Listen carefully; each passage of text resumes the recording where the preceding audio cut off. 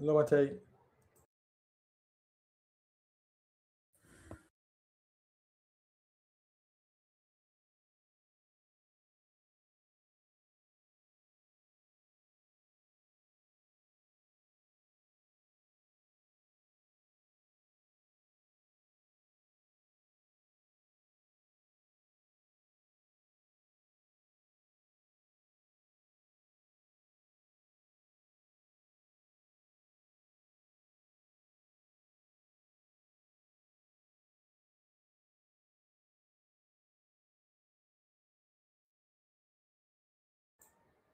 Hello, Carl. Hello.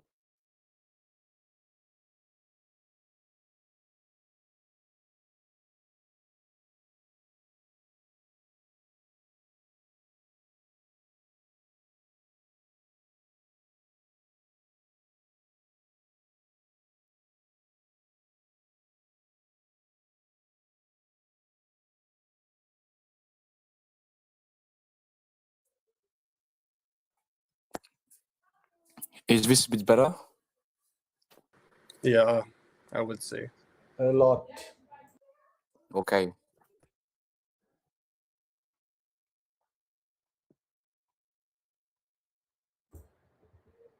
But Wilmar joined the meeting. I saw that he wrote that he can stay only for 1 hour, but I guess he will join immediately, right? Probably, but we might as well get started without him joining instantly because the meeting is packed. And welcome everyone.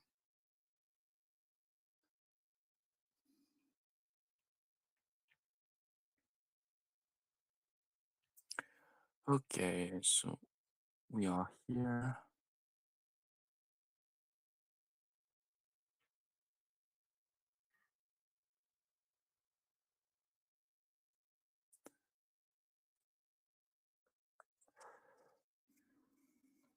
Okay, so let's go. I will open the meeting so we can already go through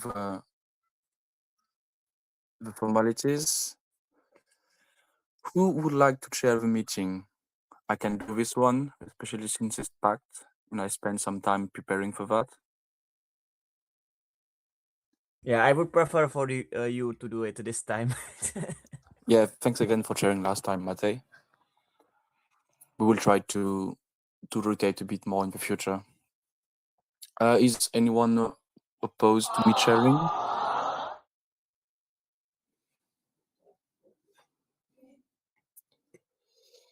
So then I am formally considered to be chairing the meeting. And now on to the secretaries.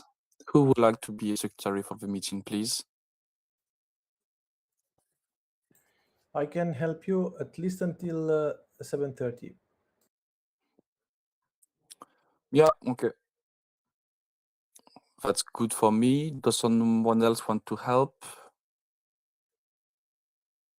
I can then be a second one. Okay, good. So I'm writing both your names. Is anyone opposed to Alessandro and Matej being meeting secretaries?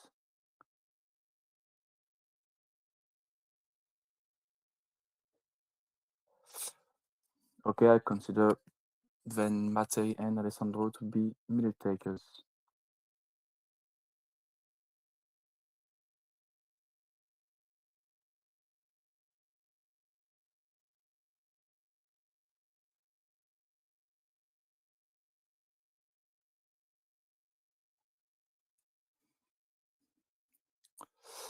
I'm sending a link to the minutes in the chat.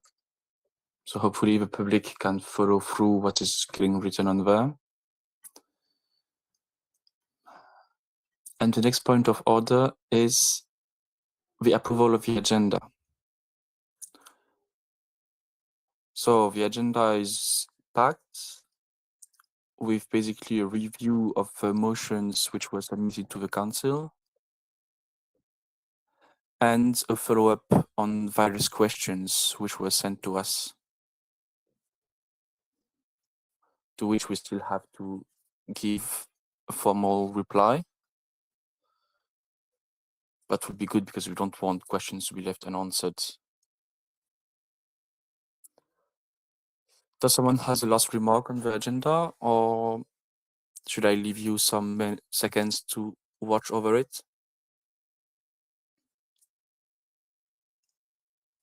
It's okay by me.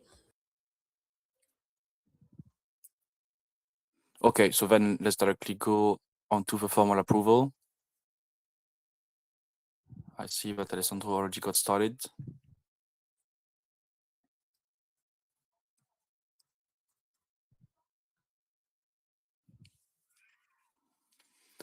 And welcome, Marietta. I see your vote as well.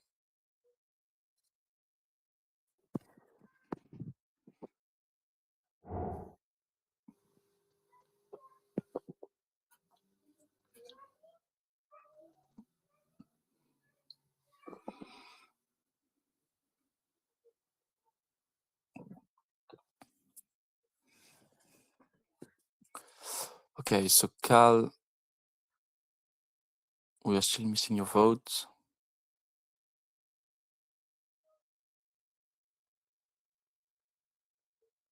Perfect, thank you. So then the agenda is approved. And next point is the approval of the minutes of last time. Unless someone has a remark, we can directly move to formal approval.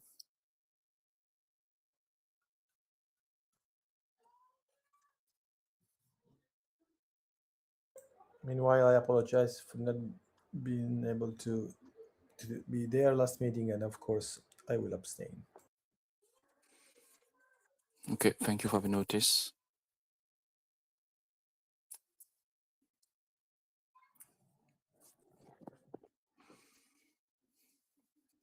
So Matej, we're still missing your vote for the point 0.4. And welcome, Mab, no worries.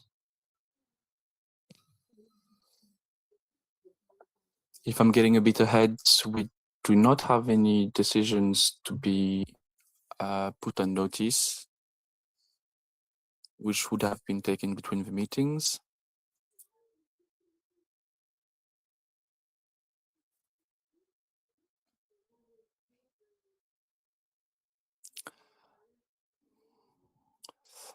I see there is no written report from the Secretariat. We'll see if Mab gives us a little update under point 4. And let's get into the decision on next board meeting. So in the past,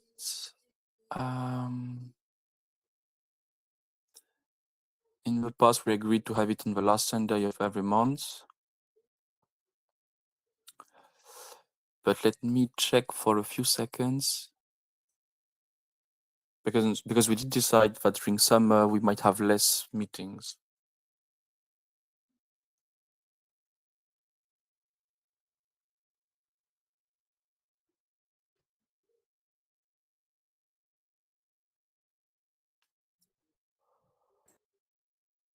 As far as I remember, we decided to skip probably last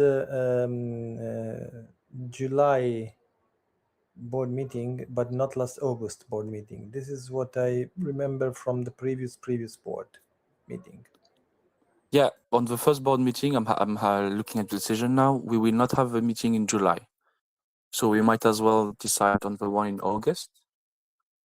And I suppose following the council meeting, when we have one or more board members joining us, we might try to convene a small scale meeting to onboard them and get them started. But yeah, for now, let's think of the August meeting.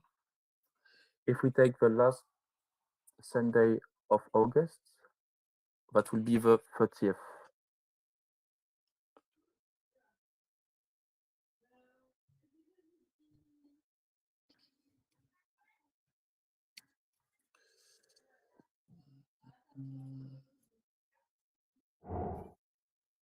At 6:30 CEST.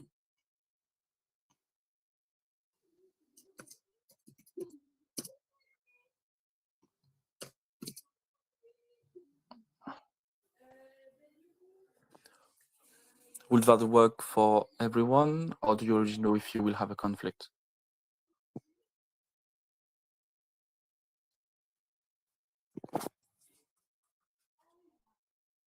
No, it works for me either.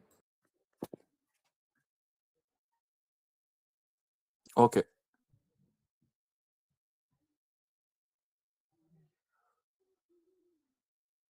A problem for me. Perfect.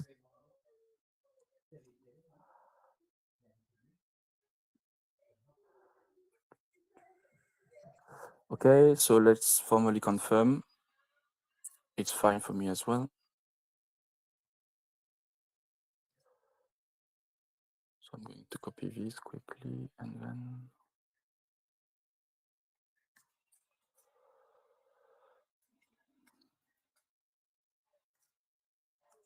Voilà.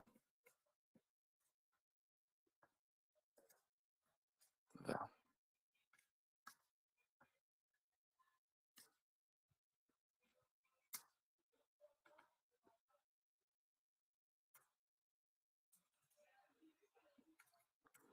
So yeah, you can already write your vote in point 1.1.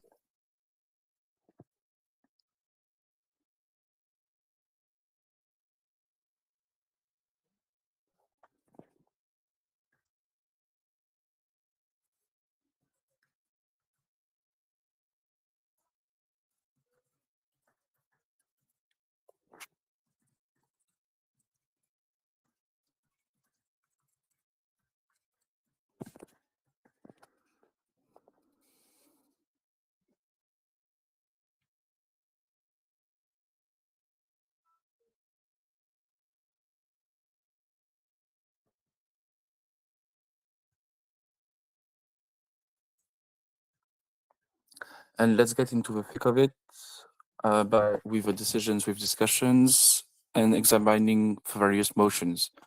We start with motion 1, which was deposited by the German pirates around compliance and ordinary member obligations. The proposal would be for the board to collectively answer to that amendment with our opinion, of course, doesn't have any impact on it being posted and on the council's agenda.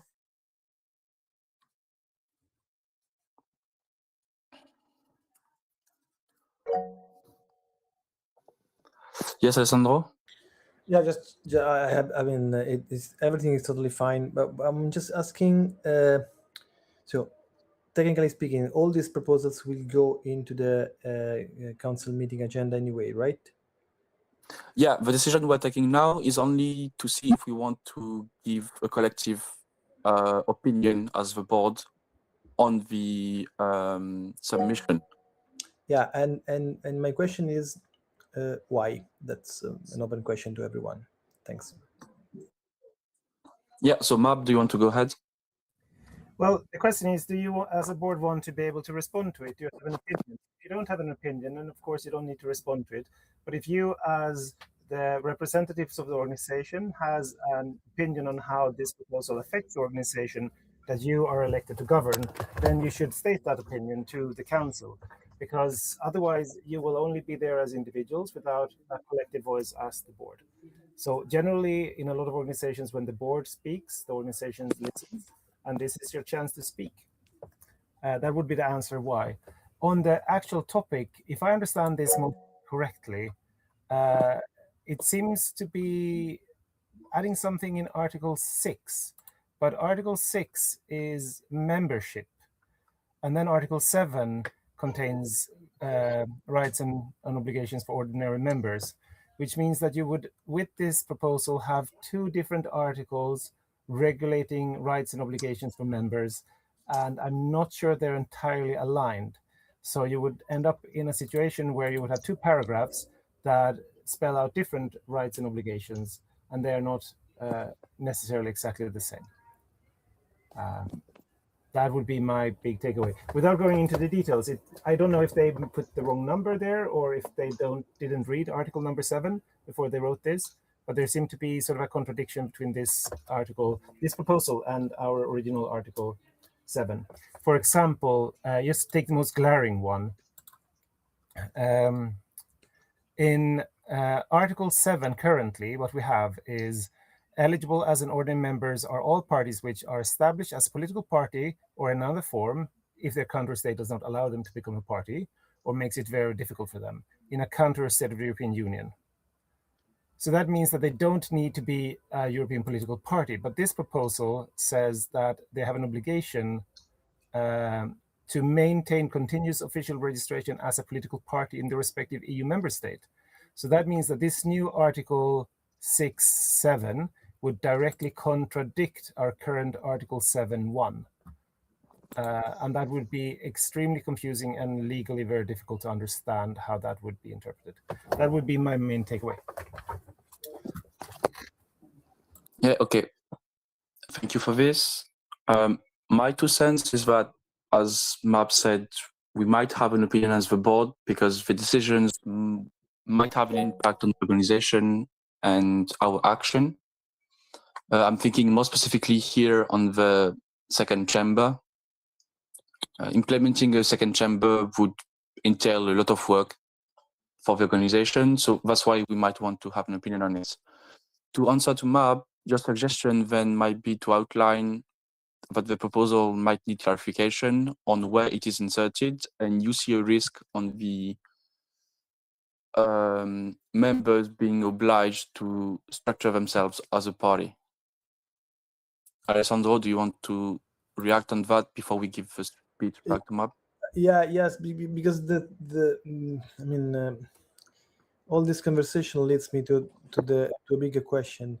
So, in my opinion, when we are trying to change the status heavily, as because we have tons of proposals, right, like that, and as Mab, in my opinion, greatly pointed out, something could be contradictory. I mean, so we can imagine. I'm just worried about the situation where the council may approve everything without having the proper knowledge. The proper knowledge.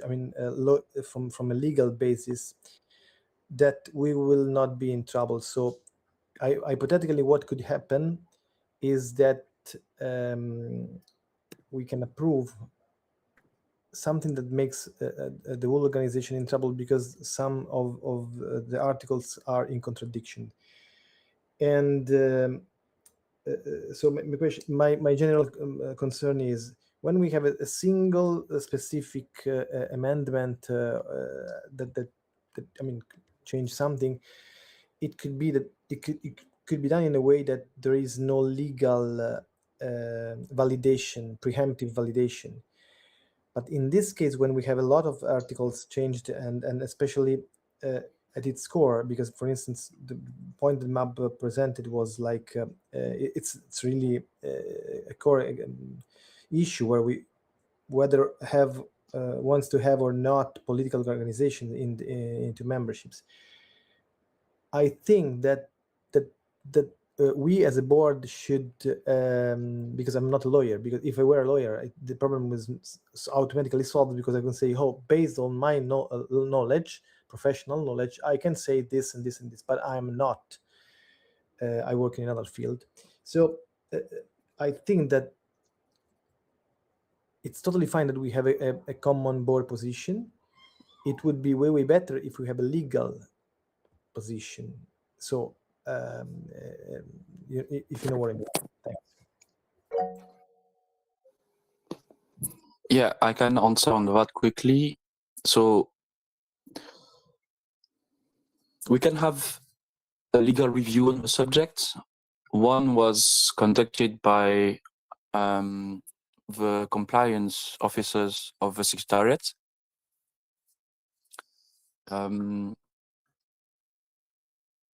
They submitted the review on Friday, and it seemed I failed to forward it to you guys. So that's on me. Beyond this, there is still the question of how the board thinks it will impact the organization. And then, of course, as an organization and the council as well, can always approve things which will not be compliant, and we might in the end face the problem of a registry telling us, hey, this will not fly, but we cannot be 100% sure that all we do will be always compliant. So currently we are already trying to work with the Secretariat and these compliance officers to assess if there is any risk, to help us assess if there is any risk, because we cannot do everything ourselves as board members. The Germans in their submissions also provided justifications, and they did the work to review the compliance.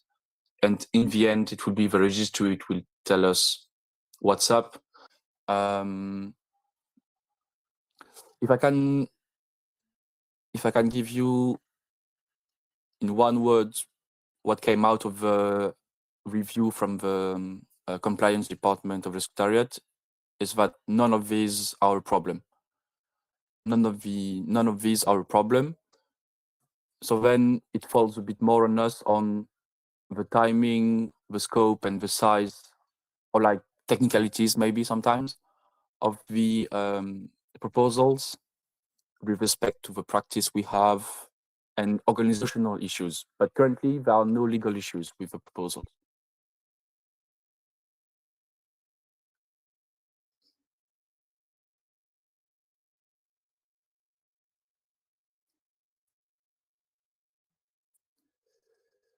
So I'm sharing the document now in the board chat.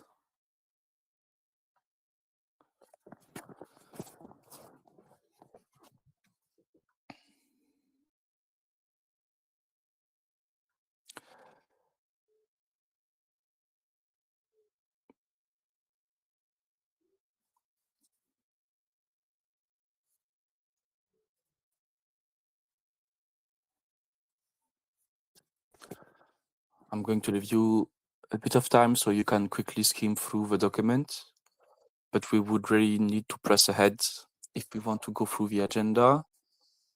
So going back to motion 1, it might be worthwhile to integrate Mab's remark, saying that the article amendments might be placed in the wrong article, and it would in effect prevent structures not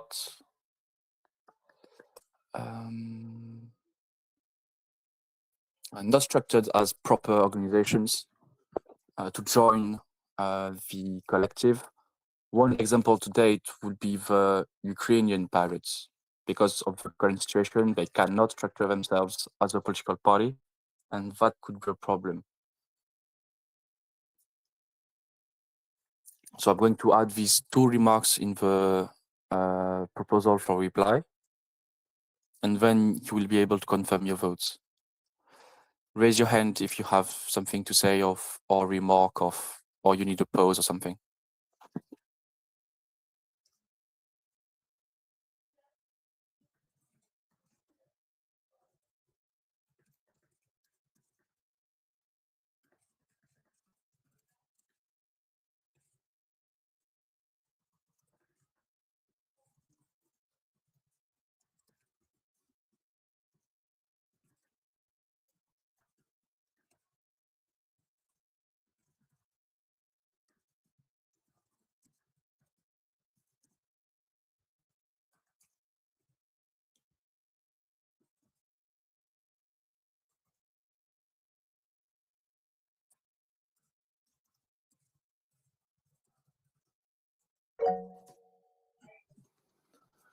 Yes, ma'am?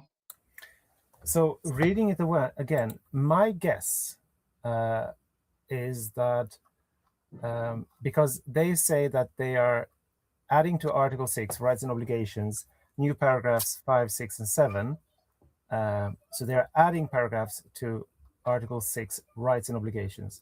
But our Article 6 is actually called membership. And we don't have an article called rights and obligations because they are divided under Article 7, ordinary members, and Article 8, observer members, and Article 7 and 8, sorry. So my guess is that they have the wrong statutes that they were looking at. and they try to amend an article that is actually not there, because Article 6 is not rights and obligations; it's called membership, and then rights and obligations are defined in Articles 7 and 8. So it's not only that it's like basically in the wrong place. Yes, so on that, there might have been an issue on the uploading of the new statutes onto the website. The issue has been fixed already, but they very much might have based themselves on the old version. So the phrasing I would use is, please double check where you place this change.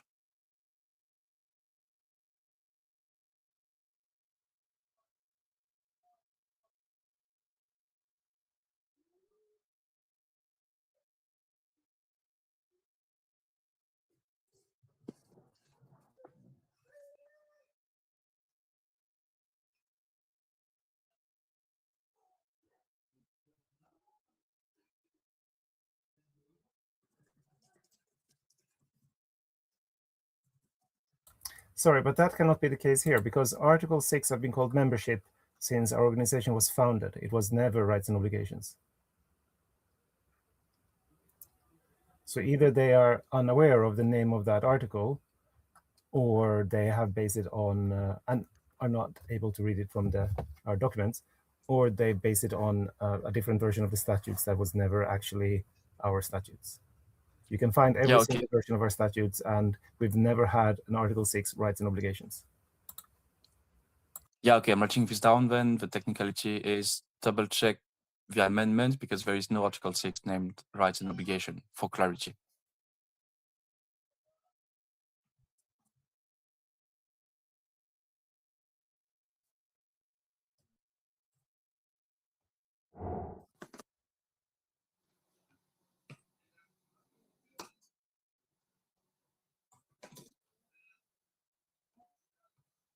Okay, so I think now the motion is proper.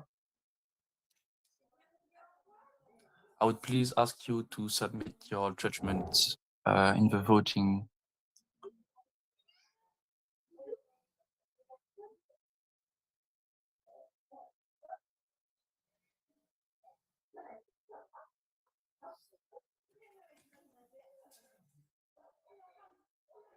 Do you want to say something, Alessandro, or is it fine for you? No, it's fine. I'm just pointing out that we have 17 motions and 32 minutes. Yeah, it will be tight.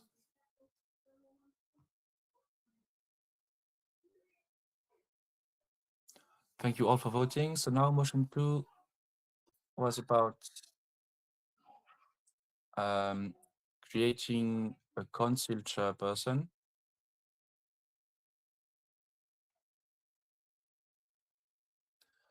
So the draft reply is as follows.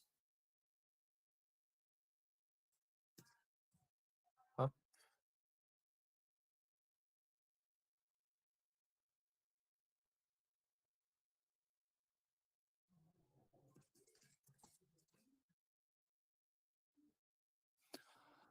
So the technical issue we might want to point out is that it does not detail enough the separation of powers between the board and the council chair with respect to the obligations towards the council.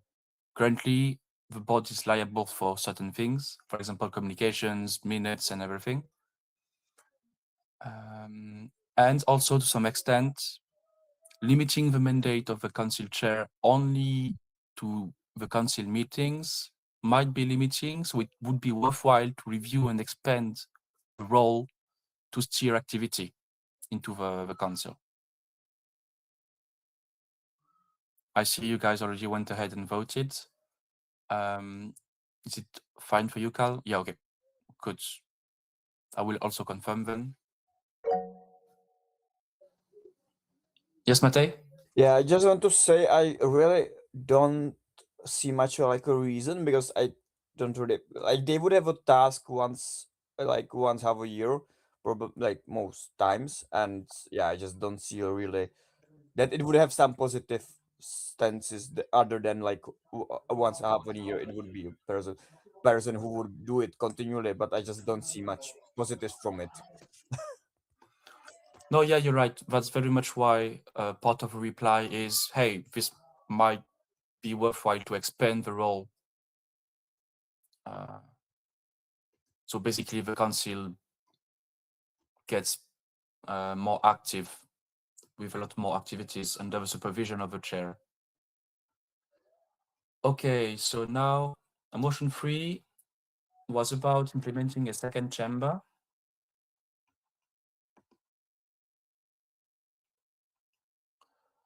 So this is an old file for the European Pirates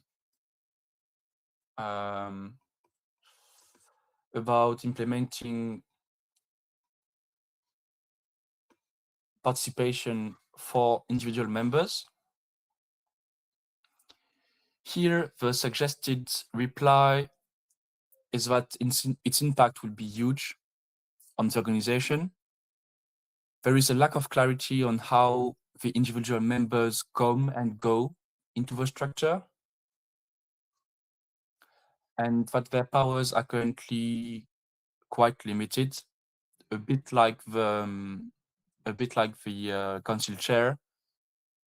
The proposal is for them to have watch over the European election manifesto, the election program, and the lead candidates. One issue is that this happens every 5 years. So the second chamber will be dormant every 5 years. And also some of the areas of which they watch are not currently defined in the statutes. For example, the European lead candidates are not defined in our statutes. So you might want to clarify, take a bit of time to clarify the proposal, its scope, and how people come and go from the chamber, how they basically become members of the organization, because currently there's no framework. So Alessandro, I see you already confirmed. Do you guys have something to add? I see, Map, you sent a message.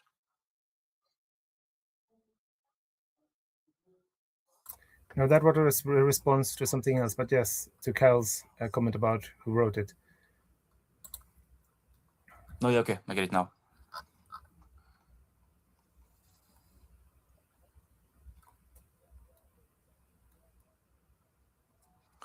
Okay, so I would please ask you to confirm or give your opinion on the reply. And if there is a problem, raise your hand.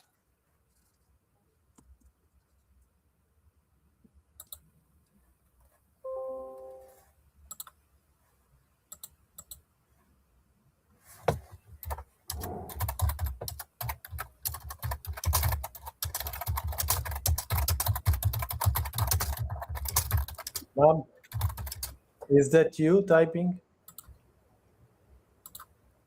Yes, sorry.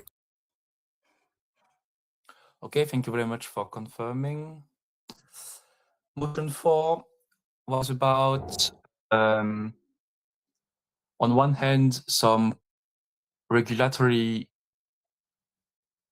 requirements. So the reply here is basically saying that these technicalities might be better placed in rules of procedures. And currently, as the board, we are compiling all of these requirements, and we are also in the process, a bit later in the agenda, of updating our own rules of procedure to make all of these technical points clear.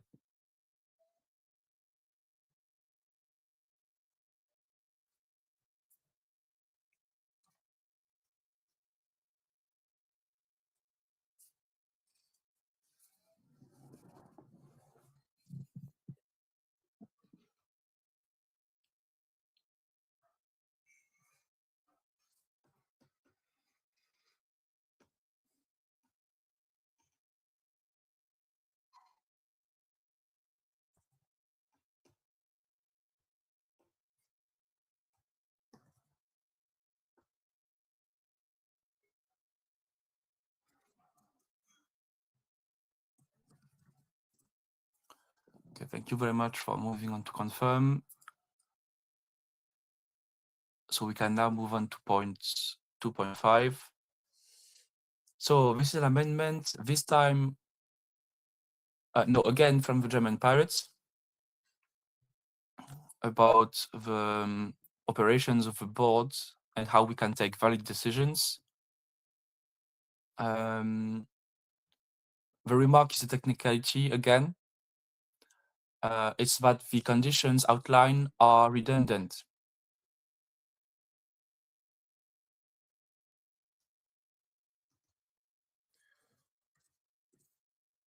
So basically, we have a board of maximum 9 persons.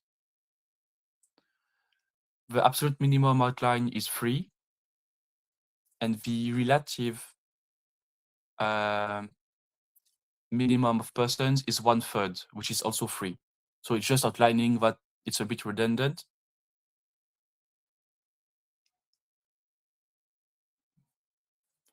And I'm not sure there's much to discuss further on this, unless you guys see something.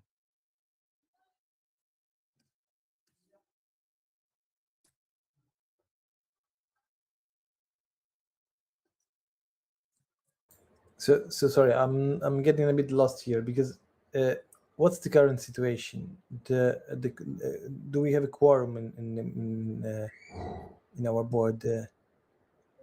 And because it seems to me that 9 is the maximum possible of numbers of board members, but it could be even 3, right?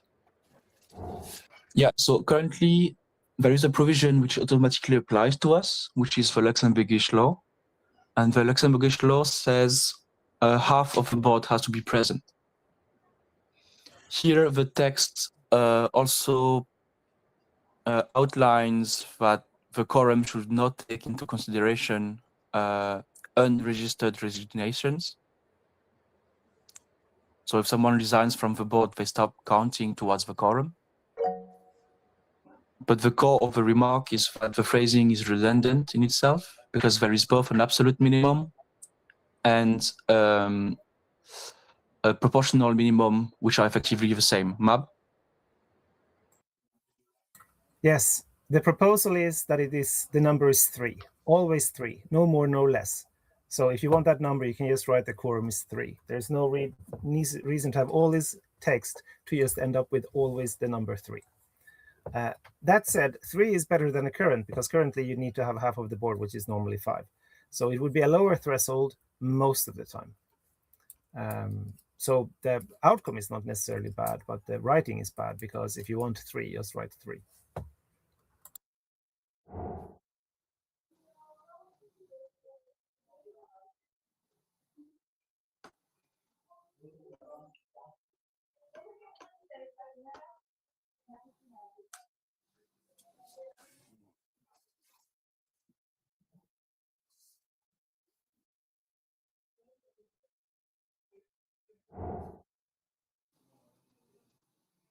Okay, good. Is it clear for everyone?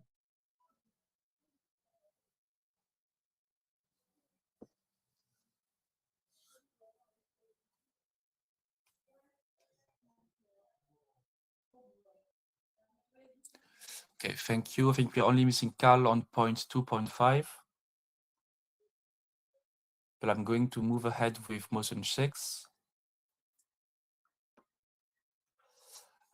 Here, it's modifying the language article to make it extremely clear that we work in English. So for this motion, I do not have planned reply because it makes perfect sense.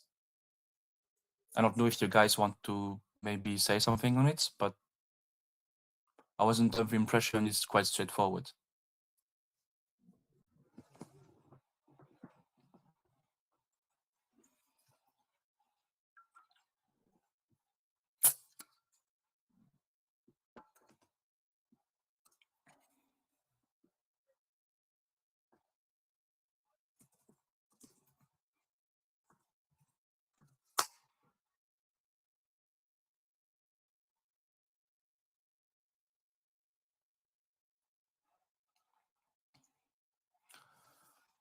Okay, I will take that as a no. So we are moving on to point 2.7 and the most from 7.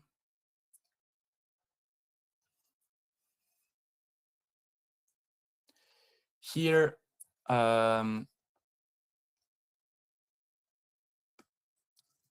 it's about a quorum in the council and what happens if a quorum is not reached. The suggested reply is that there might have been a confusion when reading the law and asking for clarity. Currently, the law already gives a fallback if there is no quorum during statute changes. So the question, or like the question for clarification is if this is intended to apply to all council meetings and not only the statute changes.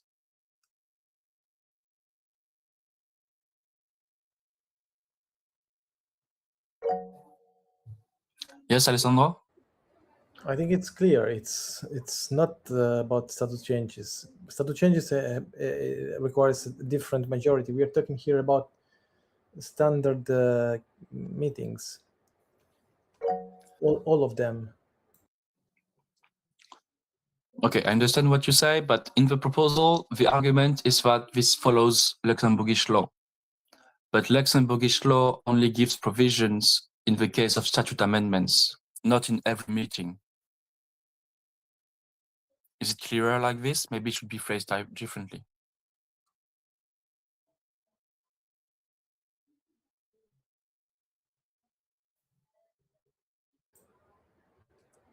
Yeah, but I see the reasoning. So the reasoning is wrong because I see Luxembourgish law. If the council lacks a quorum due to low participation from the national the association may be paralyzed.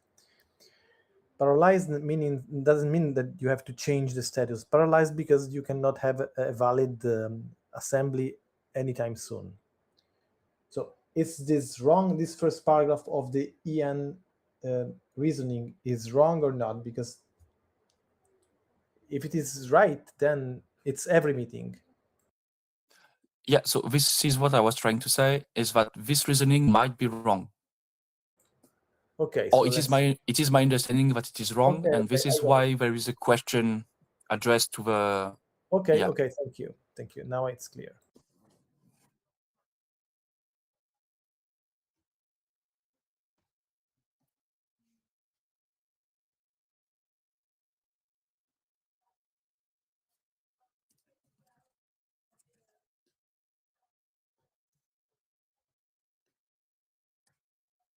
Okay, so I went ahead and voted.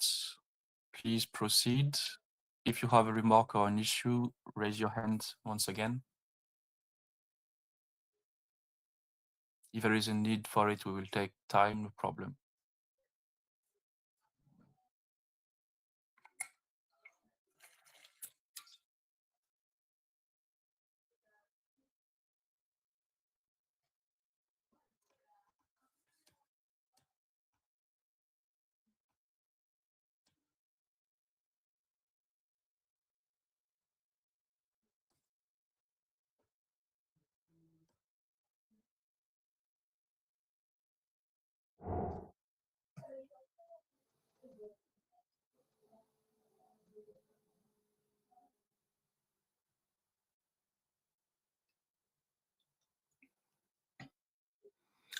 So they will have time to change it, but yeah, time is getting a bit hectic. In any case, it might be possible to amend it during the meeting and discuss it. It's just to try and map. Yes. So just once again, I think they've done the wrong numbering because Article 14, Powers of the Council, Amendment to Paragraph 6. So they want to replace Paragraph 6 with this new proposal. That means that they will remove the current Paragraph 6. And the current Paragraph 6 of Article 14 is, on the proposal of 1/3 of the ordinary members, any member of the board may be suspended or dismissed by the council by 2/3 majority of the votes cast after debating council, where the member is given adequate opportunity to present her his case. So we will take away an article about getting rid of board members and replace it with this other article, clearly that is not the article they wanted to amend.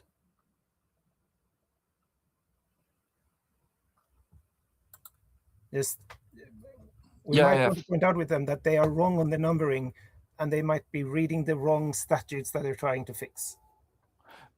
Yeah, thank you for this. So going back to motion 7, I'm adding this remark, and once I'm done, I will confirm with you that this does not change your votes on the reply.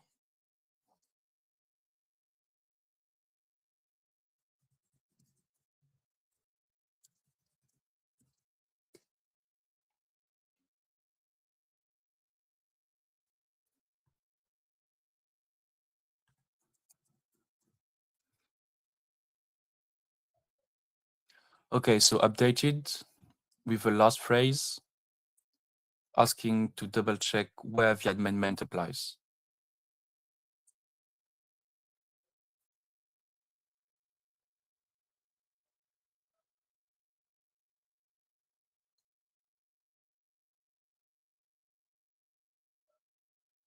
I have seen that you have not changed your votes in point 2.7. If there is a problem with it, you can always raise your hands. But we proceed now to motion 8. Here it's a proposal from the Czech Pirates. The proposal is to amend the nomination deadline of board members. The reply here would be to avoid a nomination deadline which would be too short. So candidates can still have time to prepare their candidacies, and the members can have time to assess the candidates. And I am also in the reply linking it to another issue which was raised by some German pirates, stating that both the communication of a meeting and the communication of the nominations effectively have the same deadline. The result is that this proposal would help fix the problem, which is what the first sentence highlights.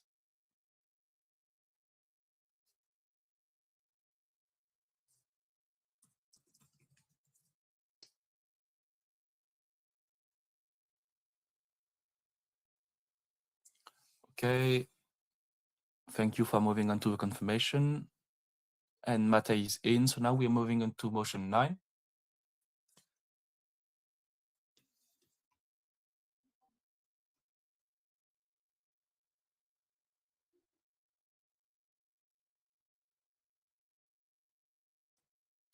And this might be an error. Well, an error. At first, we thought the reply of the German pirates on the subject of the logo was a counter motion, but it's only, well, now we are of the view that it's a reply to the proposal, and it is a discussion rather than counter proposal. So I would suggest to not reply to this and leave the debate as it is with the council.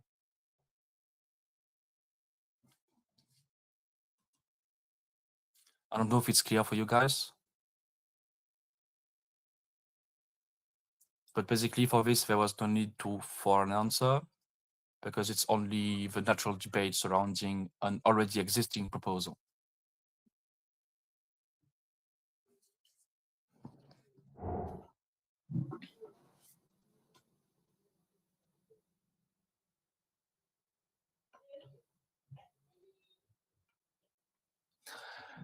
And likewise, point 2.10 is redundant with motion 8.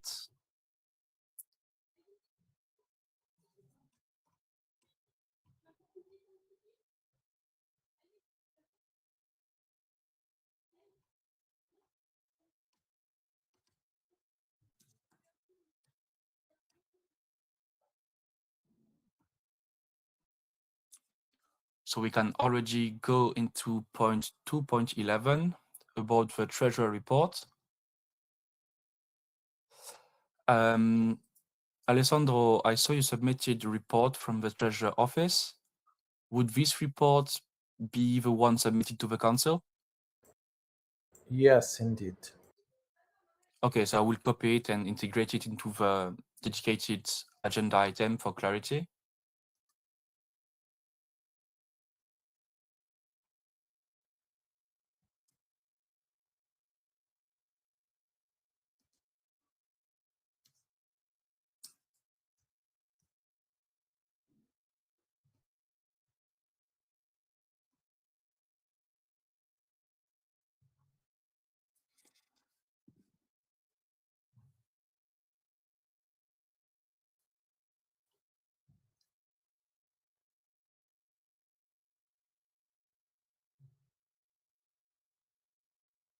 By the way, this is what is in my view, because as you all know, the FIO bank account is paralyzed, so we cannot spend anything.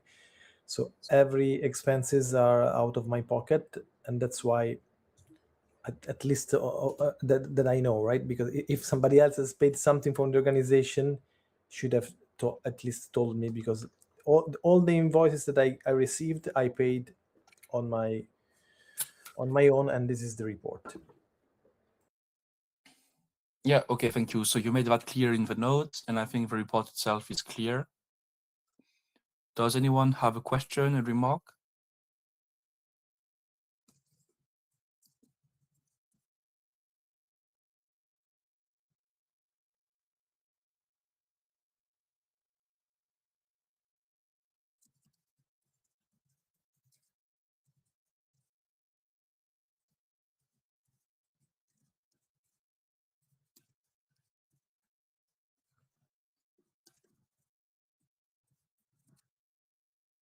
If not, I think we should vote. Yeah, thanks. Yeah, Nugget. indeed.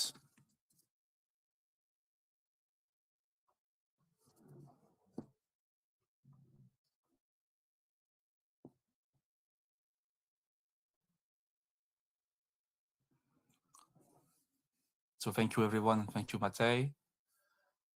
The next point is about updating the council meeting agenda. Here, the proposal is that I would do it and send an updated draft agenda to the members. This way, we are anticipating the agenda decision during the meeting.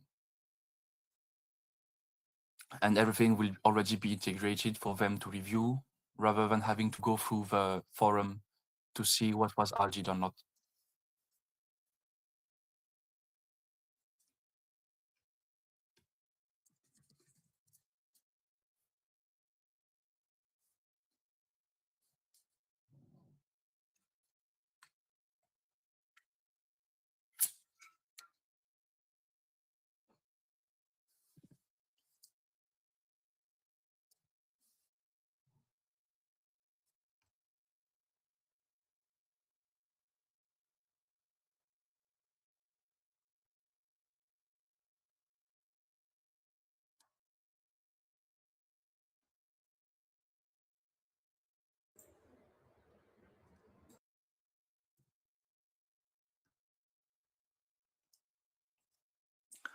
Okay, thank you, everyone.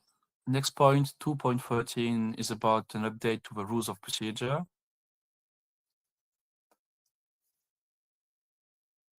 The main areas of change are a bit of clarity in the terms used, specifically when referring to existing texts, such as the Code of Conduct Manifesto. Also, a rework of some of the paragraphs, again for clarity. Sometimes there were basically way too many words being used. And the addition of a lot of law requirements, along with the updates of contact methods for the board.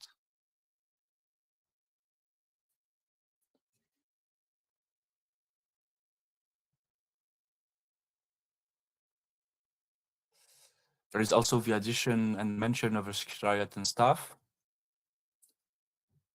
to write down what has been our practice so far.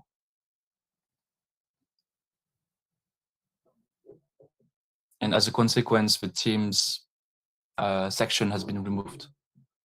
I hope you all had the time to go through it. Would someone say something about it? Or would you feel comfortable moving on to the approval? Yes, Alessandro? Yeah, I have a question about outside of board meetings votes. Can you clarify this? Because it says that decisions are valid if taken unanimously. So why should be this unanimously if we vote in discourse or whatever? I mean, yeah, and just on a simple majority if we take it synchronously. It doesn't touch to me. Yeah, so that's a very good question. When writing the rules of procedure, I had a look at the law, and it is said that the decisions which are taken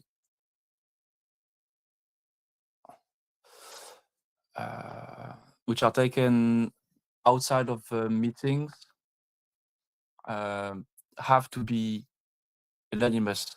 If we take a decision in writing, it has to be unanimous. But which law? The Luxembourgish law applying to NGOs such as us. Yeah, so of course, if this is the Luxembourgish law, I will respect it, but it's totally foolish on my part. I mean, there will be something about the quorum, so maybe they could say, okay, unless everyone has casted the vote, then the decision should not be taken into account. But I mean, it's crazy. So basically, it's like that. If we vote in writing, then we have to have a unanimous decision, 100% against or in favor. That's, in my opinion, it sounds totally inconsistent, and there is no. I mean, I see no reason. No, yeah, you're right. We might want to postpone this so I can ask for an opinion from the compliance people, MAB.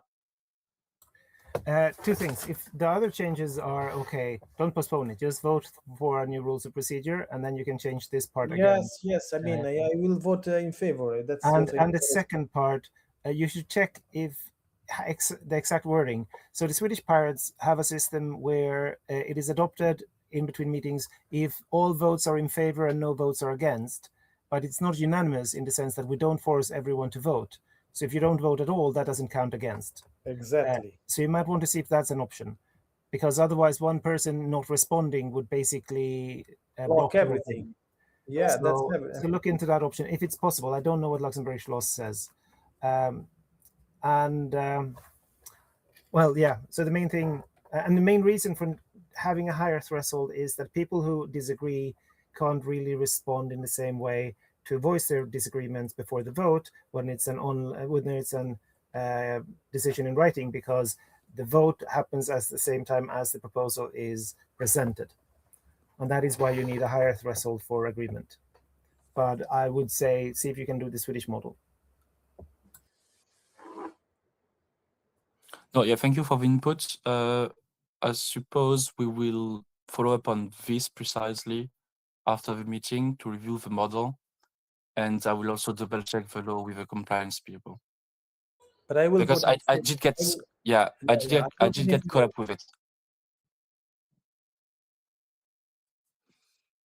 Okay, any other remarks?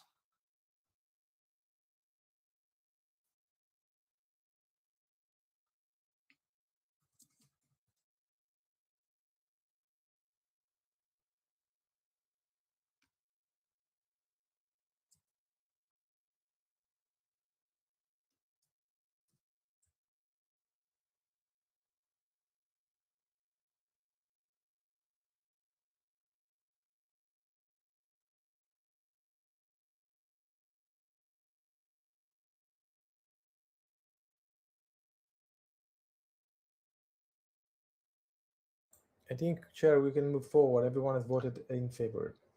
No, yeah, thank you. I was retrieving the suggested reply. Sorry.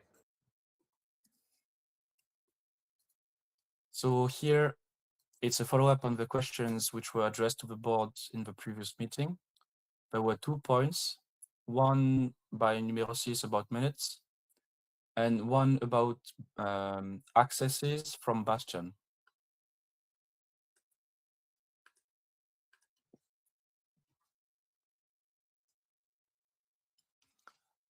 So the answer to numero 6 is that yes, there has been an issue, and the procedures we adopted clearly state what we should do with the minutes, and we will follow it through.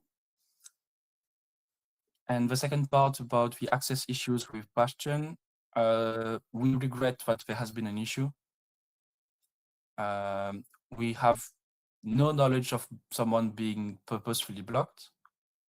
And on the subject of the email address, to our knowledge, because I checked with the IT department, it has the inbox has been wiped on our end. But because the inbox was migrated from our server before it became our server, we cannot confirm if the data is still present on the old server because it was not in our control. Yes, Alessandro? I have a quick question here. Do we, as PPEU, provide individual members? Sorry, not member. Individual. Yes, individuals. Not member as a party, but individuals as a person. Emails. Yes. So part of the answer, the second to last phrase is a reference to the services we give to our members, and it is outlined that currently members are not required to be given access. Okay, perfect. Thank you. Mab, do you want to follow up? The emails we provide are for elected representatives of the organizations and volunteers in the secretariat. Those are the email accounts we provide. Thank you. That was exactly my question. Thank you, Mab. So I might as well add this as for the sake of clarity. Like the current policy is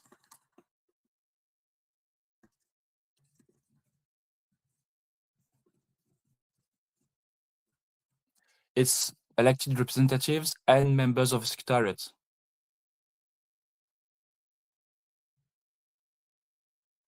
Right, Mab? Elected representatives and the secretariat are the ones that have individual email accounts currently. I'm also adding the mention of the board members. Those are elected representatives. Okay, you count them as such. Okay, good. Elected representatives are board members and lay auditors, and yeah, that's it. Yeah, okay. Code of Conduct Council, if we have any. Yeah.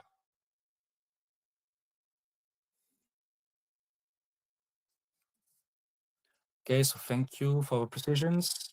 We have gone overboard. So I should ask you guys if you want to terminate the meeting or if we still have a bit of time to go through the remainder of the session. We have three points left open. Two of them, if not three, might be quite straightforward. If one person opposes, we will close the meeting. For me, we can go ahead.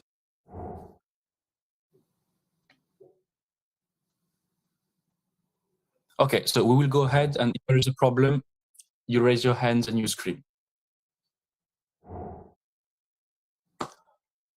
So now, point 2.15, it was a terminology remark on how we refer to the council representatives.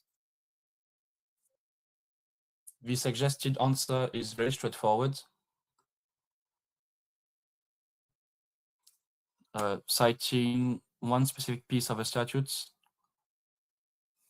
as how should the member delegates be called.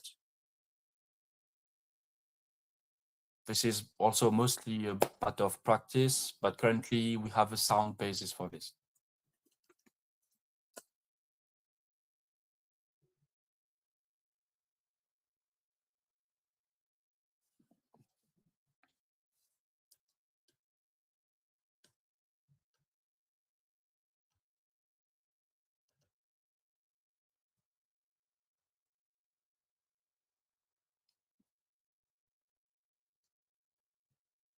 Okay, thank you, everyone. We are still missing you, Matej, on point 2.15.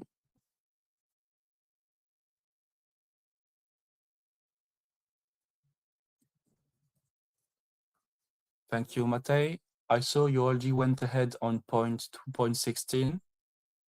I am also in agreement with you because the Stop Killing the Internet initiative is basically a sister initiative of Stop Killing Games, which we already support, and it perfectly aligns with our values and political manifesto map. Yes, I have to go in 2 minutes. I'm very sorry for that, but I have cooking obligations. But on the Stop Killing the Internet, it is an initiative that is set up by the people by the Stop Killing Games, together with people connected to the pirate environment. And it's very much focused on the question of age verification and is trying to build a campaign to stop age verification, because that will ruin the internet as we know it. It is perfectly in line with our manifesto, and we already work with these people on Stop Killing Games, so I would very, very strongly encourage us to also endorse this campaign. And with that said, thank you so much for the meeting. You've been very productive and very quick, even with all these points. So I'm more than happy to leave you in Florian's good hands. And if you need me, just write to me, and I'll see you all on Saturday, if not before. Bye, everyone. Yeah, thank you. Bye-bye. Good evening. Okay, thank you everyone for endorsing the ECI. Moving on to the last points. So this is a follow-up on several questions. One remark was that the statutes were not up to date. This was fixed with the communications department. There has been a confusion in the past. That's why it did not go through. We updated the rules of procedure about board meetings. So everything should be clearer and more transparent going forward. And I also take the occasion to link back to the Czech proposal on disconnecting the convening of a meeting and the nomination deadline of the candidates.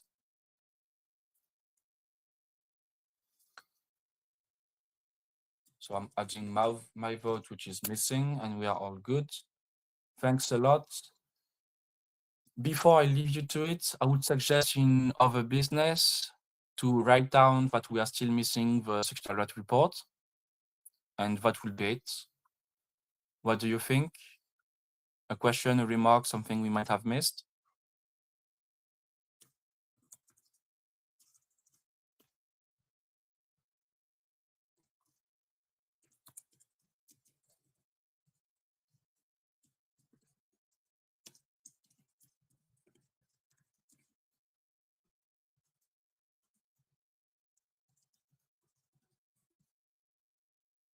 Meanwhile, I just updated the point 3.1 because I'm in the loop.